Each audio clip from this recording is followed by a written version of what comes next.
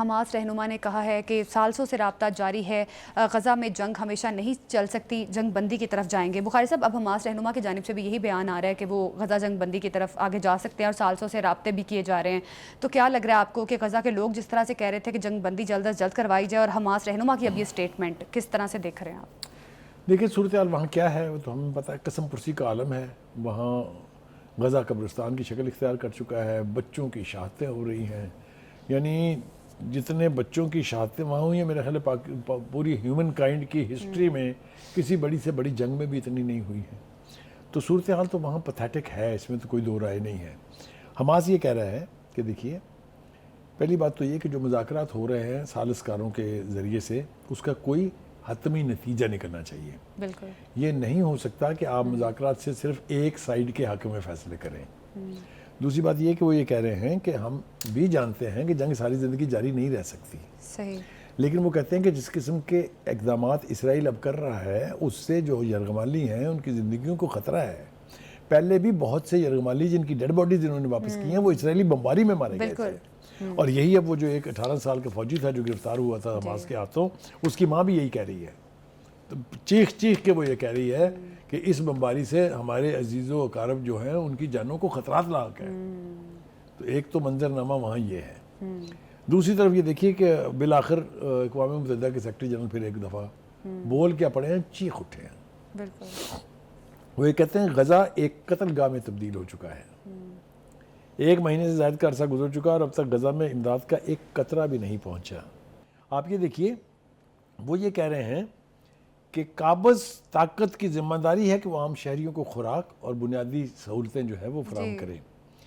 ایسا کچھ نہیں ہو رہا، کوئی انسانی امداد غزہ میں نہیں جاری، لیکن جو سب سے اہم بات انہوں نے کی ہے وہ یہ ہے کہ اگر مغربی کنارے کو بھی غزہ میں تبدیل کر دیا گیا تو حالات مزید ابتر ہو جائیں گے۔ یہ بلا وجہ نہیں کہا انہوں نے، وہاں پر جو یہودی بستیاں بسائی گئی ہیں اس کے جو گنڈے ہیں وہ دن رات وہاں پر فلسطینیوں کو قتل کر رہے ہیں، شہید کر رہے ہیں، ان کے گھروں کو آگ لگا رہے ہیں، جس طرح کے واقعات ہو رہے ہیں اس کی فوٹیج ساری وہاں سے واپس باہر آ رہی ہے۔ اس نے وارننگ دی ہے کہ اگر آپ نے مغربی کنارے کو بھی اسی طریقے کی صورتحال میں کنورٹ کرنے کی کوشش کی تو پھر تباہی اور بربادی اپنے آخری منظرنامے تک پہنچ جائے گی۔ اسی لیے تو حماس بھی جنگ بندی کی طرف جا رہا ہے نا، وہ کہہ رہا ہے کہ ایسے اقدامات کرنے کے لیے تیار ہے جس سے جنگ بندی ہو۔ تو کیا لگتا ہے بخاری صاحب، پھر اسرائیل کی شرائط مان لے گا حماس؟ دیکھیے، اسرائیل کی شرائط تو ماننی ہوتی تو پھر اب تک اتنے لوگوں کو شہید کرانے کی ضرورت نہیں تھی نا۔ یہی تو وہ اصرار کر رہے ہیں کہ سہولت کار اور ثالث جو ہیں وہ ایسا فیصلہ کریں جو حقائق پر مبنی ہو، جو دونوں ہی فریقین کو قابل قبول ہو۔ اس طرف دوسری طرف آپ دیکھیے، اب جو مذاکرات کا اتنا فین فیئر چل رہا ہے کہ جی ایران اور امریکہ کے مذاکرات ہو رہے ہیں، تو امریکہ نے پھر ایک دھمکی دی ہے کہ اگر براہ راست بات چیت پر آمادہ نہ ہوا ایران تو وہ جو ان کا نام ہے اسٹیف وٹکوف، وہ اپنا دورہ جو ہے منسوخ کر سکتے ہیں ایمان کا، جہاں پر بات ہونی ہے امان میں، ٹھیک ہے۔ وہ ایران کا اس کے اوپر جو پوائنٹ آف ویو ہے جو ہم ڈسکس کر رہے تھے بریک کے اندر بھی، انہوں نے کہا جی بات یہ ہے کہ آپ سے ڈائریکٹ بات چیت نہیں ہو سکتی، اور کیوں نہیں ہو سکتی؟ کیونکہ آپ اس بات چیت کے ساتھ دھمکیاں لگا رہے ہیں۔ ہم میں عادت نہیں ہے ڈکٹیشن لینے کی، نہ ہم لیں گے، اس لیے ہم پہلے دیکھیں گے کہ آپ جب ہمارے ساتھ امان میں بیٹھیں گے تو آپ کی نیت کیا ہے۔